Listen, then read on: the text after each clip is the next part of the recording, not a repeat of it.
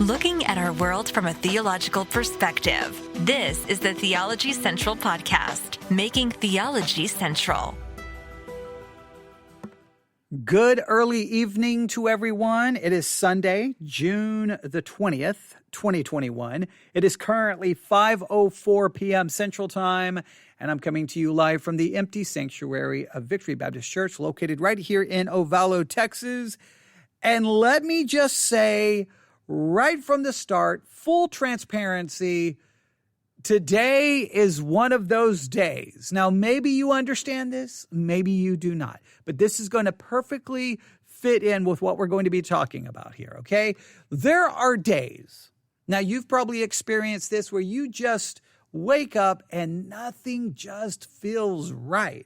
It's like everything just irritates you. Nothing you do, you're like, okay, I'm going to do this. I don't really want to do that. You don't enjoy it. It's not fun. Typically you love doing it, but it just doesn't feel right. Nothing feels right. Everything is irritating. Nothing is satisfying. You just feel agitated, irritated, frustrated. You've all experienced those days, right? You go to work and nothing really is going wrong, but you don't want to be there. Maybe you have the day off and it's just like, nothing seems to go well. Well, I all day today, I did Sunday school. It just didn't feel right. It just didn't okay, that wasn't very good.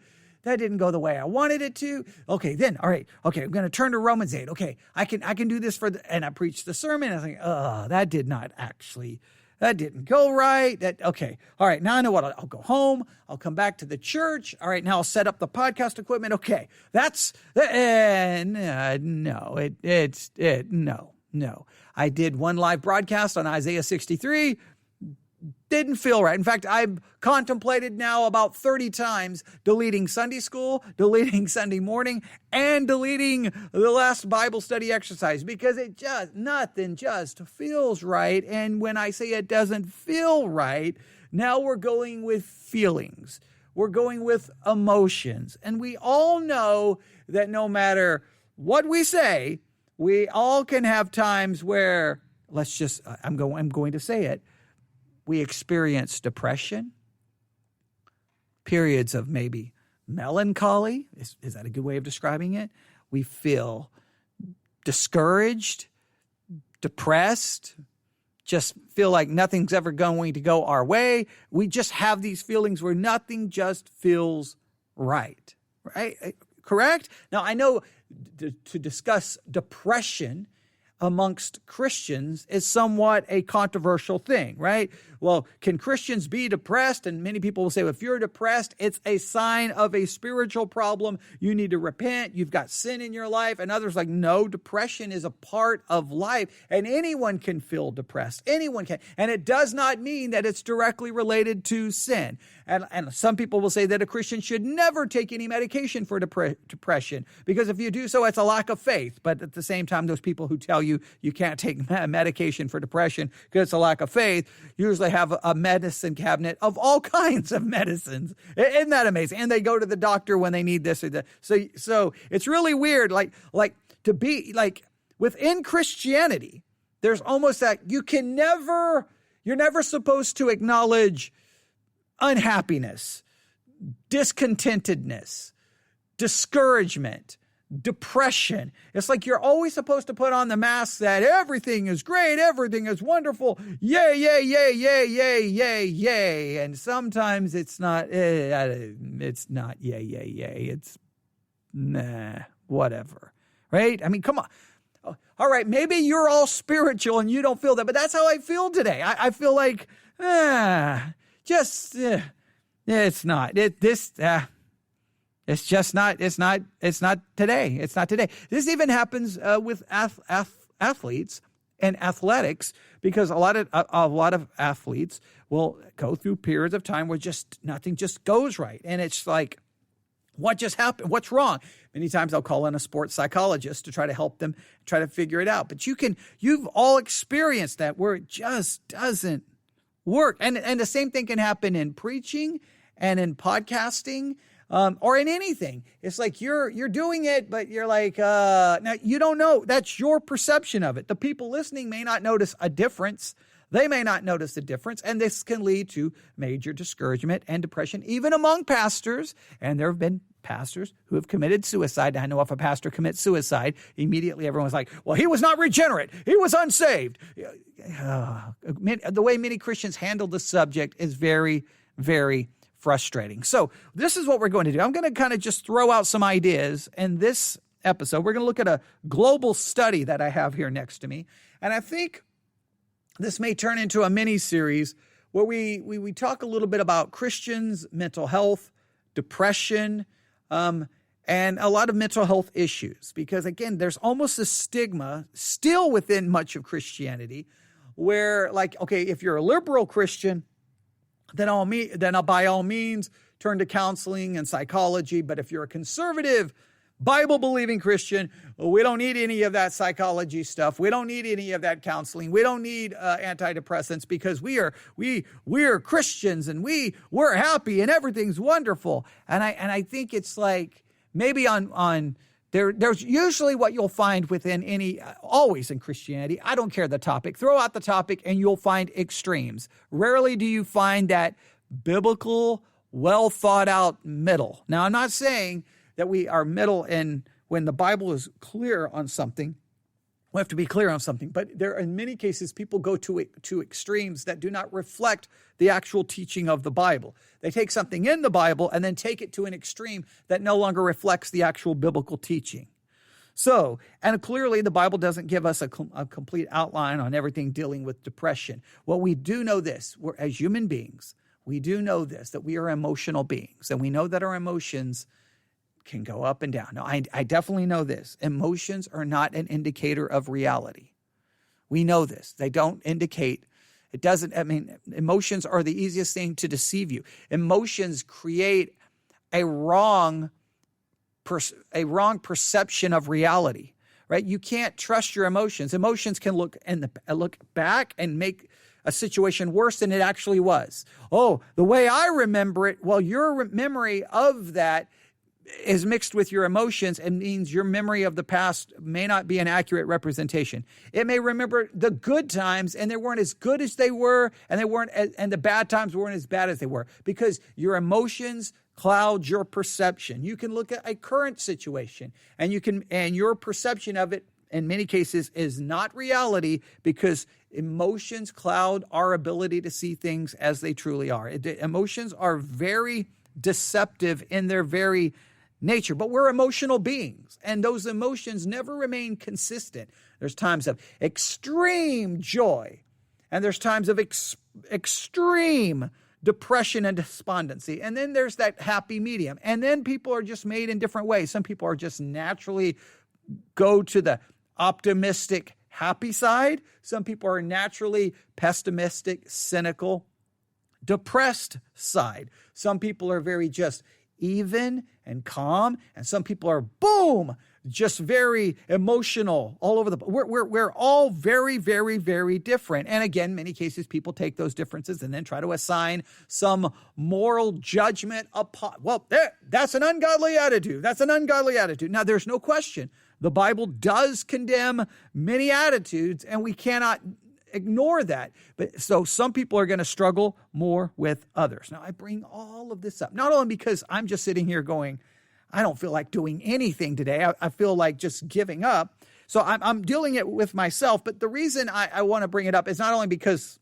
that's kind of what I'm just thinking about why I'm sitting here in this empty building.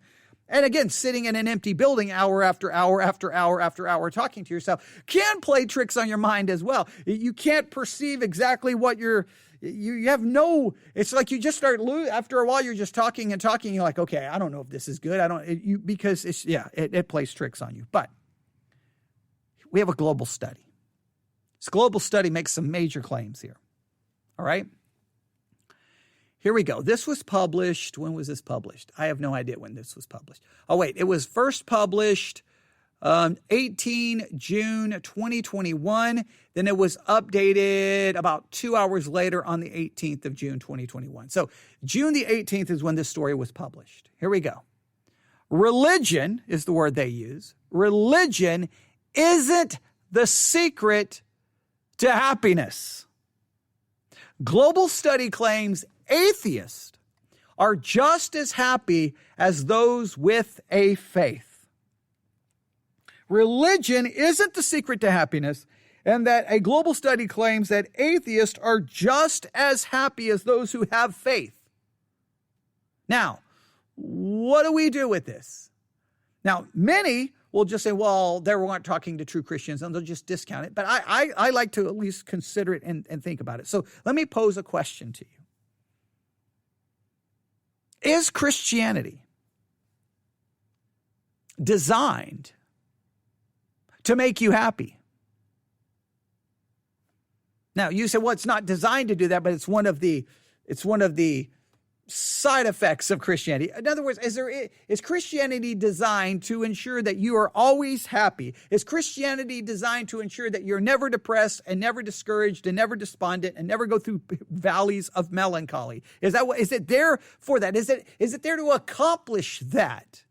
Now, if you say it is it a natural, like I'm a Christian, so naturally it should work? Or does the Bible say, well, if you want the benefits of some kind of happiness and joy, there are requirements for it?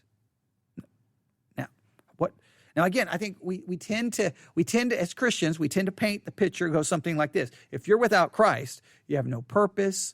You're just out there, you're discouraged, you're depressed, you're unhappy, you're never going to have happiness, you're never going to have joy, you're never going to have purpose until you come to Christ. You come to Christ, now you have happiness, you have joy, you have peace, you have purpose, everything is better. We sell it that way so many times, right? And again, I think sometimes selling it that way is very detrimental. Well, let's see what the story says. There's some interesting things to note in this story. All right, so religion isn't the secret to happiness. Global study claims atheists are just as happy as those with a faith. Now, here's the 3 bullet points they give. Number 1, it questions the long-accepted convention followers of faith. It questions the long-accepted convention followers of faith are more content. So I guess it's been a long-standing way of thinking that followers of faiths, plural, are more content. Now, as a Christian, let me say, is Christianity designed to make you happy? And should you be more content as a Christian? Should you be more content with your life, more content with different situations? Now, we know as the Bible, we talk about learning to be content in all parts of life, but does it just magically happen? Does it just because you become a Christian, you just now are contented and you have a purpose and meaning? Or do you have to learn to be content? All right, so some important questions. Now, second bullet point, researchers also found those weekly, now not like each week, but like you are weak in your faith, those who are weak in their religious faith had a lower life satisfaction. Now that's interesting. If you're religious and you have kind of a weak faith, you are going to be less satisfied in your life. Now, from a Christian perspective, this would make some sense. If you're associated with Christianity and you say, I believe the Bible and I believe this, but you're not growing in your spiritual life, you're kind of just living a very apathetic Christian life, doing your own thing, maybe involved in sin, but yet you stay close enough to the Bible to know that what you're doing is sin, that's going to create more guilt and shame and frustration. Okay, I'm a Christian, but I'm not really doing everything I'm supposed to do as a Christian. That I can understand why that would create a lower life satisfaction, because you would just live in a constant state of frustration and guilt and shame. And I think this is what happens to many kids raised in a Christian home. I think one of the reasons what happens to many kids raised in a Christian home is they kind of associate themselves with Christianity. They associate themselves with it, right? But maybe they're not really passionate about it. That they're just doing it because that's kind of what I'm supposed to do. I'm raised in a Christian home. All right, yeah, I believe in Jesus. Of course I believe in Jesus. That's all I've ever been taught my whole life. Yeah, I believe in the Bible. But they don't really embrace it. In a sense, they don't really, truly believe it. It's just kind of like, I'm supposed to accept this as truth. Well, they accept it as truth, but then they're not really committed to it. So they're not growing. They're not passionate about the things of God. So they're trying to live out their life, and they realize that everything they do, every time they turn around, the Bible's like, that is wrong, that is wrong, that is wrong, that is wrong, that is wrong, that is wrong, that is wrong, that is wrong, that is wrong. They get a boyfriend or a girlfriend. They have all these desires. Then the Bible says, wait, you can't fulfill those desires that way. Well, that's not happy. That's not satisfying. And then this and just over and over. And they constantly feel like, wait a minute, I'm a Christian, but there's no satisfaction in this. This is the most unhappy existence one can have. I've got to throw asunder. I got to throw off Christianity, and then I can have some happiness. Well, that's probably true. You can probably experience more happiness if you just throw off Christianity and fully embrace your unbelief. But until you fully embrace the belief in God and the Bible and truly live that out, you can't live in some apathetic middle there. Well, I'm a Christian, but I kind of do my own thing. You're just going to constantly feel guilty, constantly feel shame, constantly feel discouraged, constantly feel depressed. So it seems like you have to be committed one way or the other. Like, I'm a committed atheist or I'm a committed believer.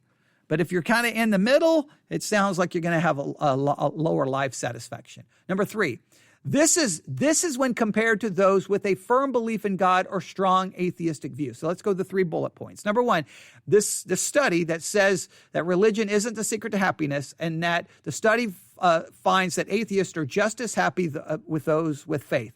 3 bullet points that arise from this study. Number 1, it questions the long accepted convention that followers of faiths are more content. Seems that that's not true. Number 2, researchers found that weakly religious people who have a weak religious faith, had a lower life satisfaction. This is when compared to those who have a firm belief in God or strong atheistic views. You have to either be a strong atheist or a strong belief in God. This happy in this middle, nowhere, don't really know what you believe kind of thing seems to lead to a lack of satisfaction, according to this study. Here's a little bit of the information. Atheists are just as happy as devout religious believers, a study said yesterday. It confounded the long-accepted convention that confirmed Christians and the convinced followers of other faiths are happier and more content with their lives than those without religion. So it sounds like the people can be just as content and just as happy in their life without religion as long as they are fully embrace their lack of faith. Now, if they're kind of in the middle, wishy-washy, doesn't seem to work. All right. But the researchers found that either a firm belief in God or strong atheistic views are more likely to lead to a satisfied mind than a loose attachment to religious faith. A loose attachment to religious faith seems to be not the key to happiness. It seems to be the key to a very frustrated and depressed life, is what it appears to be. The finding was based on a happiness survey carried out in 24 countries, which asked about both religious belief and levels of satisfaction with life. Academics from the Journal of Happiness Studies at a university divided levels of belief and non-belief into 4 categories and found that all except those who have a weak religious faith showed similar levels of life satisfaction and were all higher than the weak religious group. So the weak religious group seemed to be the most unhappy. If you're religious, but you're not kind of have a weak faith, you're going to be the most unhappy and the most unsatisfied. And I think that's why a lot of people come into Christianity.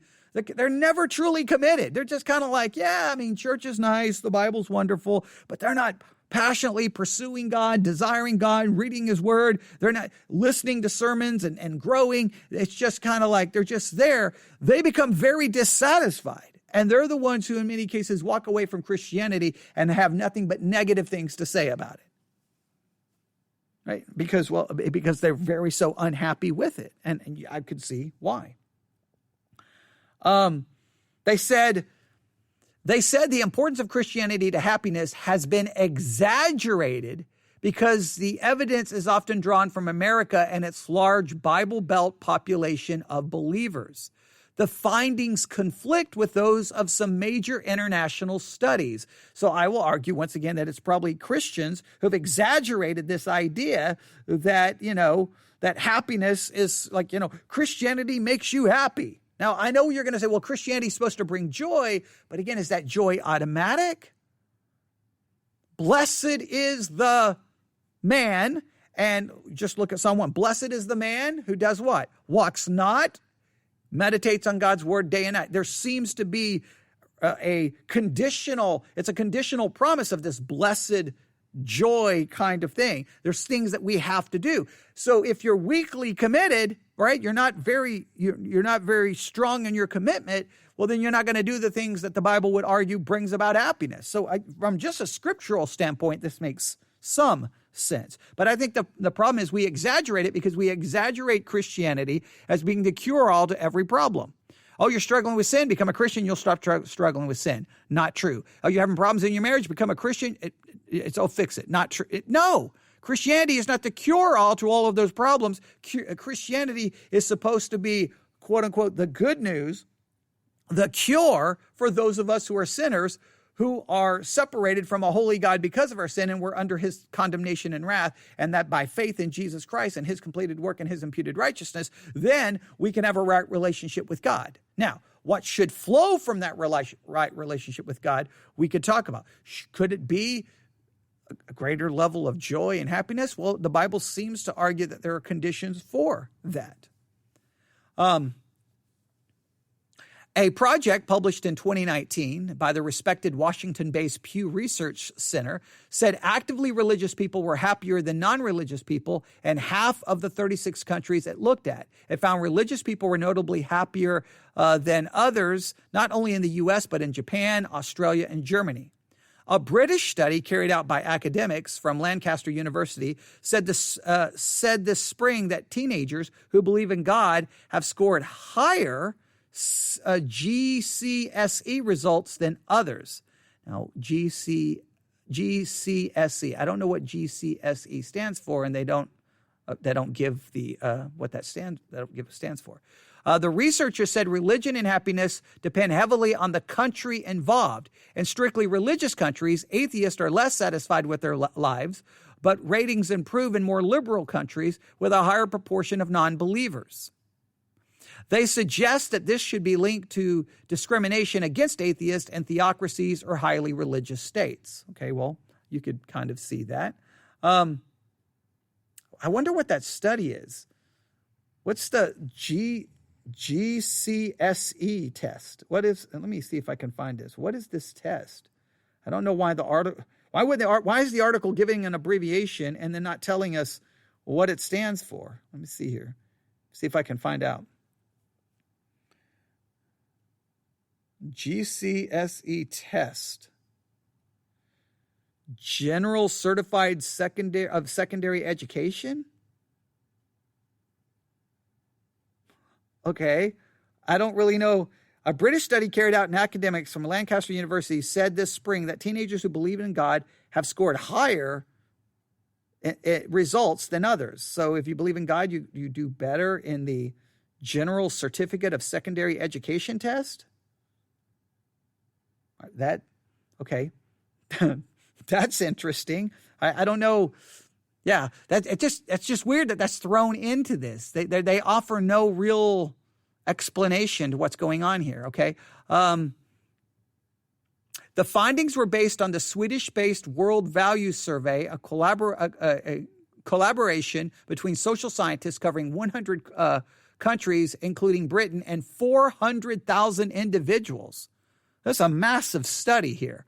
One of the researchers, previous research has predominantly found evidence for a universal and linear relationship between religiosity and life satisfaction, which has led to the conclusion that highly religious people are more satisfied with life than non-religious people. The reason for this belief is previous studies were mainly focused on U.S. American samples without taking the influence of difference between countries into consideration, as well as not differentiating between non-religious subgroups. She added, the impact of religion on life satisfaction depends on multiple factors, amongst others, the type of non-religious subgroup to which an individual belongs, the country's social norms of religiosity, and the societal level of development. There you have it. So just an interesting. You can make of what you. There'll be people who'll criticize the study. There'll be people who'll criticize it all day long. So let's do a couple of things here, just to try to bring something to a conclusion today. Here's the thing. First and foremost, Christian or non-Christian, we are human beings who are emotional, and our emotions can be up, can be down. Sometimes you don't even know why you don't feel happiness or satisfaction or contentment. Sometimes you don't know why. Sometimes there's nothing really tangible there. It's just a feeling. It's an emotion. And in many cases, that emotion and that feeling will pass. Maybe 24 hours later, maybe a little rest, a little food. You just kind of forget about it. And the next day, all of a sudden, you feel back that energy, a little bit of vitality, a little bit of back to normal life. So we all go through that. Religion doesn't change that. Non-religion doesn't change that. It's just one of the things we go through. That is a fact. There's no way to get around that. We all experience that, right? Number two, depression is a very real thing that religious and non-religious people experience. There can be lots of reasons for depression. It can be based on circumstances and horrible things happening, tragedy. It can be based off no actual circumstance. It can be based off something going on in your body. Sometimes people require medication. There can be a lot of things going on. That's a reality. Religion doesn't make that go away, and if you pretend that it does, you're foolish, and that is absolutely crazy. However, I do believe, from a biblical standpoint, that the Bible does seem to give certain teachings and indications of things that should bring about some level of joy, peace, contentment that flows from our relationship with God. But in many cases, these situations appear to have conditions that must be met. Again, the most classic example of this, I can give you plenty, but a classic example is Psalm chapter 1. There's just no way to get around it. No matter how we want to argue, there's just no way to get around it. Psalms chapter 1, the book of Psalms, Psalm chapter 1, verse 1, blessed is the man. Now, this idea of blessed seems to have a connection with joy and happiness. Blessed is the man that walketh not in the counsel of the ungodly, nor standeth in the way of sinners, nor sitteth in the seat of the scornful. If you want to be blessed, according to Psalm chapter 1, verse 1, there's three things you have to avoid, right? But his delight is in the law of the Lord, and in the law doth he meditate day and night. If you want to be blessed, then you delight in God's law, and you meditate in it day and night. There's three things to avoid, and there's one thing to delight in. That's conditional. Where many Christians, if you're apathetic about your Christian life, and you're apathetic about God's word, and you're apathetic about following Scripture, then you're not going to find any satisfaction in your Christianity. It requires something. So everyone experiences up and down. That's the reality. Depression is something very real that people, religious and non-religious, experience. But for Christians, there seems to be promises of a blessed, of peace, of contentment, of happiness, of joy, but they all seem to have clear conditions connected to them. So we have to meet those. Now, just because you're feeling down, just because you may be depressed, doesn't mean you're not meeting those conditions.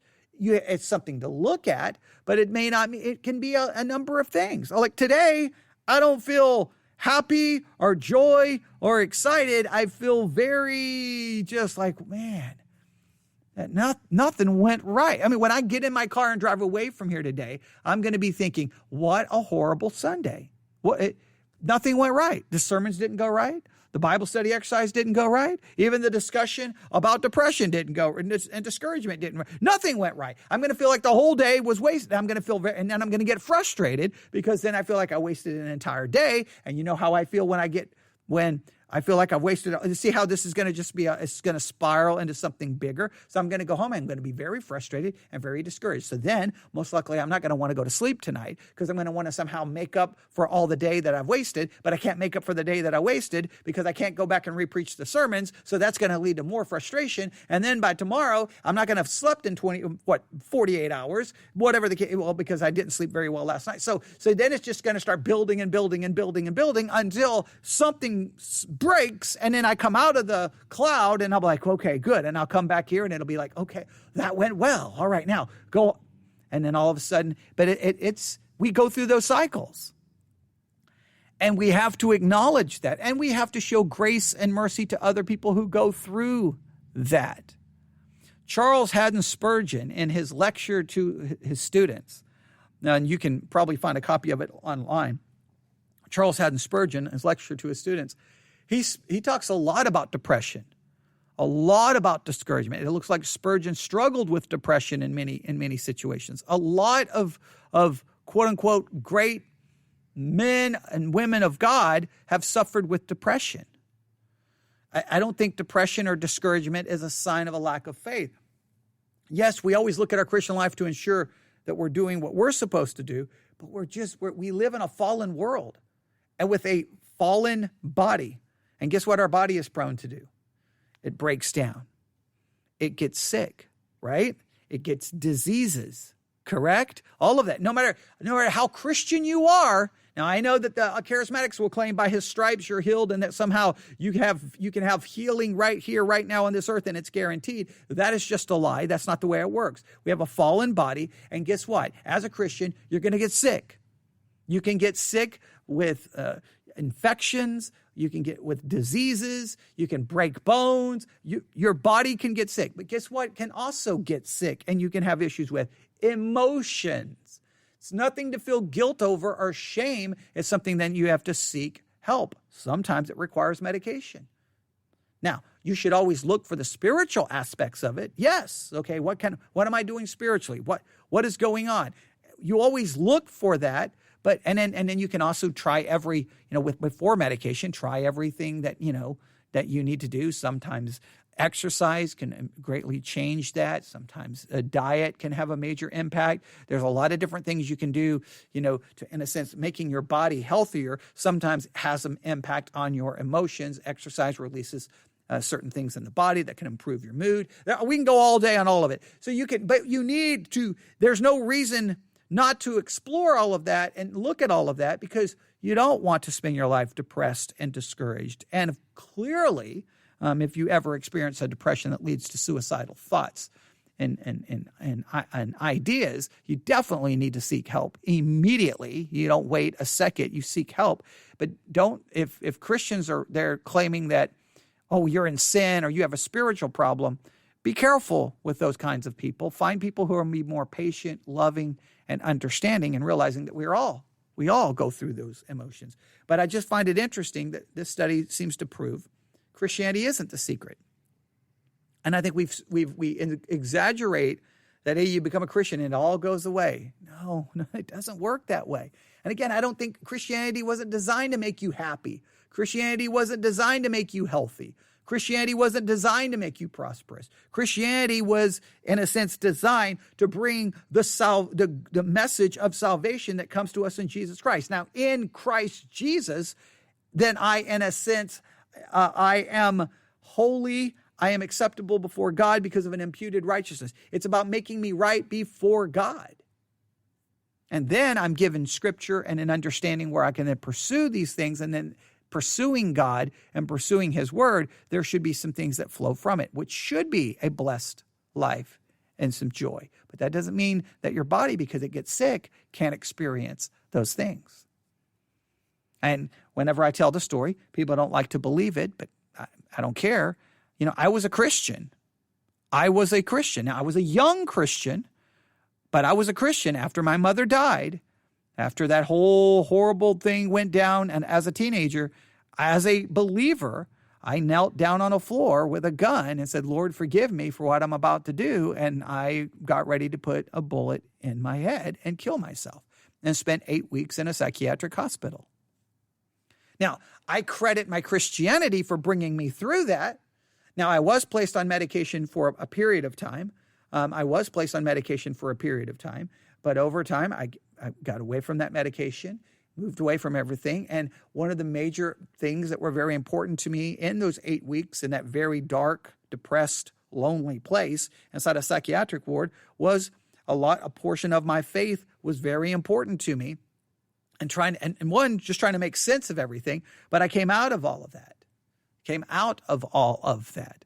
Now, I'm not saying it always works that way. Some people struggle with depression their whole life. But I think we've sold that Christianity is the answer to it. And it's not always the answer to it. Christianity is about salvation. It's about our sinful state. It's about saving us from the wrath of God. That's what it's ultimately about. And we turned it into Christianity of fix this and fix this and fix this and fix this and fix this and fix this and fix this. And we always act like it's just magically fixes things. Look at how Christians handle the subject of homosexuality. You struggle with homosexuality, become a Christian, you won't struggle with it anymore. What nonsense. Why would you tell someone that? So if I'm a heterosexual struggling with sexual sin and I become a Christian, I won't struggle with sexual sin anymore?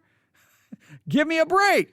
Heterosexuals struggle with lust and sexual sin all the time. If I struggle with gluttony and I become a Christian, I won't struggle with gluttony anymore? Yeah, no, that's never. Or laziness, being slothful. I mean, go on and on and on. Lack of forgiveness, bitterness, all of those things Christians struggle with.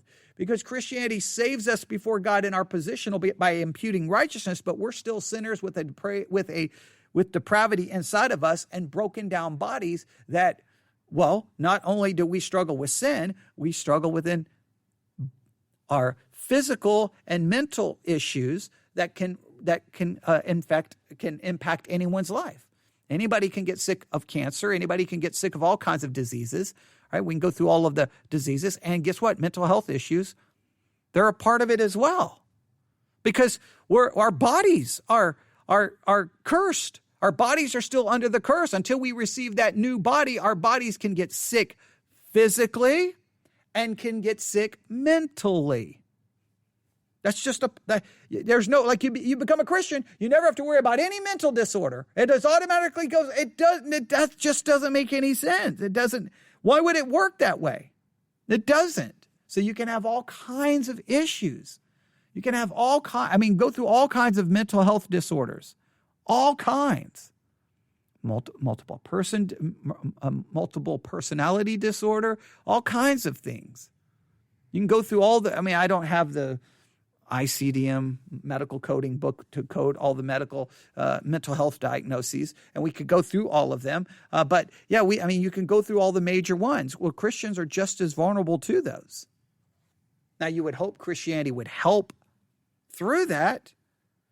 You would help. It would help, but the only way it's going to help is a full-blown commitment to Christ and a full-blown pursuing the things of God.